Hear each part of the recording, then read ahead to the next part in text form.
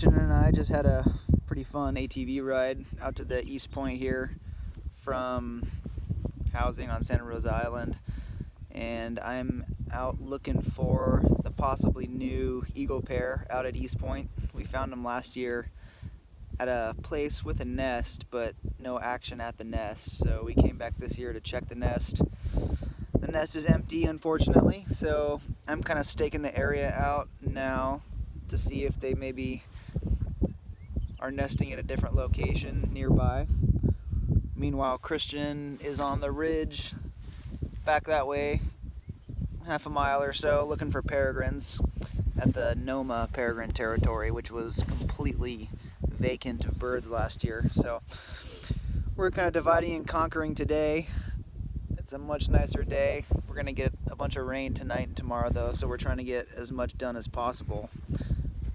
Here, I'll give you guys a view of the nest that I'm checking. Oh, first here, check out the view of the channel and Santa Cruz Island that I have right here. All right, there it is, looking east across the gap to Santa Cruz Island. This is East Point down here. There's Skunk Point, that nice big sandy spit right in the middle of the screen, and we're expecting the eagles to be somewhere in this area.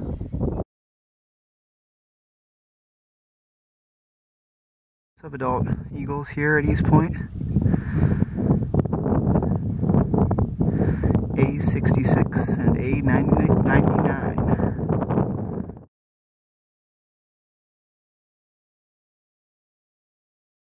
I'm back to my ATV after searching East Point for that second or third pair of eagles and didn't come up with much. There were a couple of subadults hanging out up there, but nothing in the nest that we had found last year, so that's a little bit disappointing.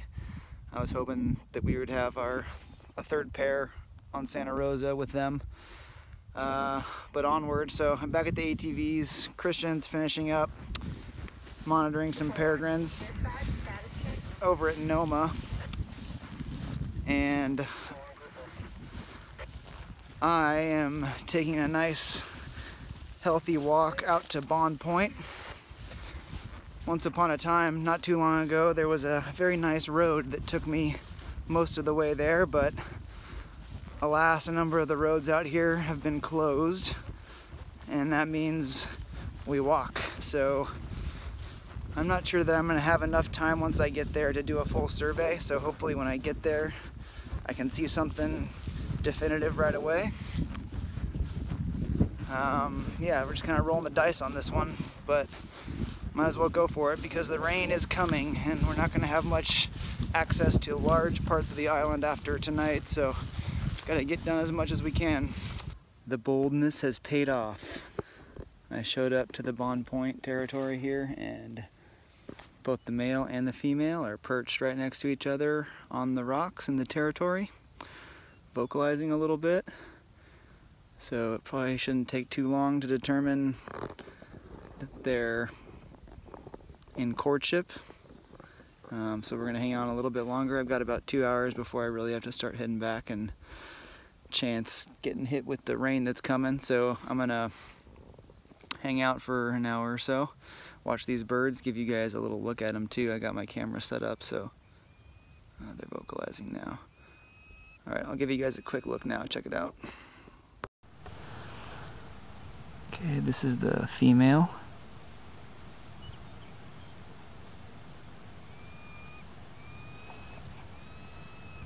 That's her vocalizing. Alright, apologies guys, my microphone out in the field failed me for this part of the video, so I'll re-narrate it post-production.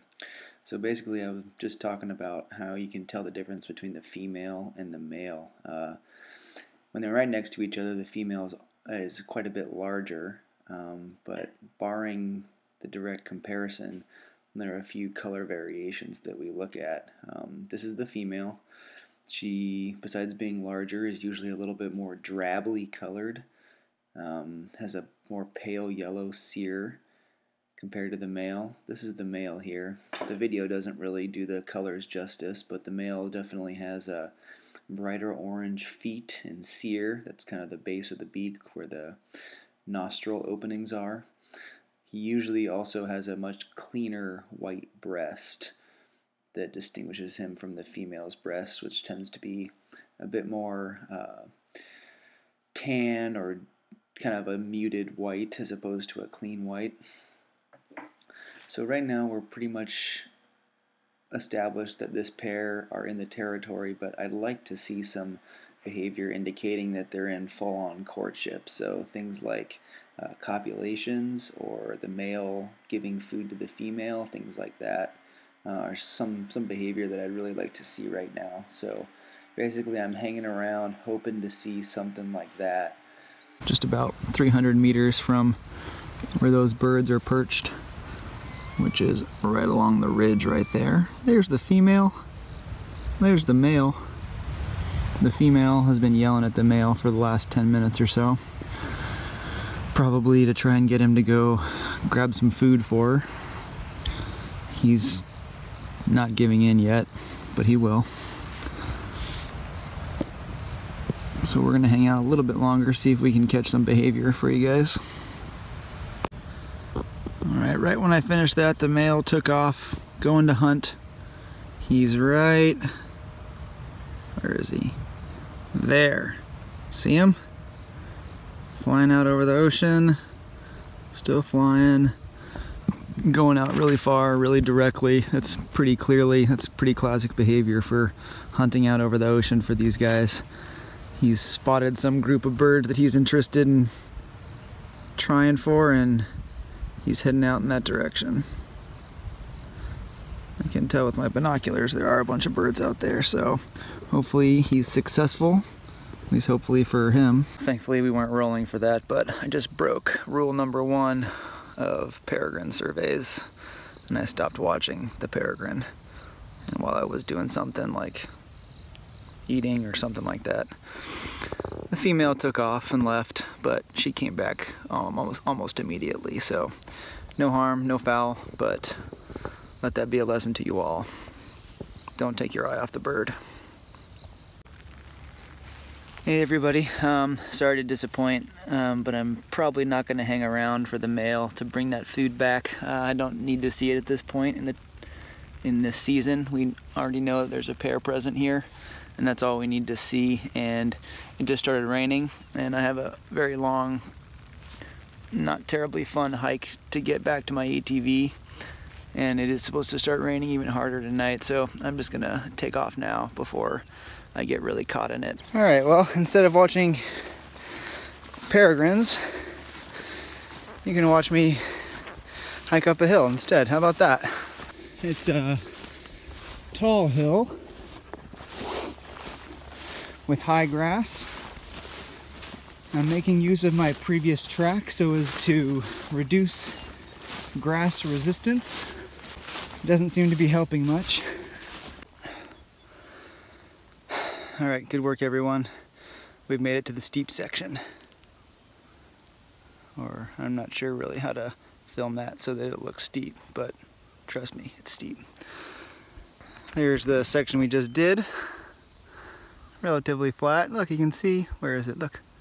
There's our little foot tracks going all the way out there. Okay. All right, up we go. Steep section. Steep section. Commence.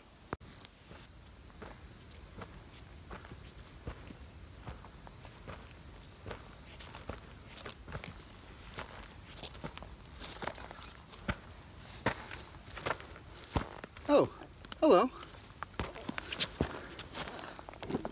I know what you're probably thinking. You're probably thinking, wait, how, if he's alone, did he get the camera up there before he would have had to walk up, put the camera in place, walk back down the hill, then film himself walking up.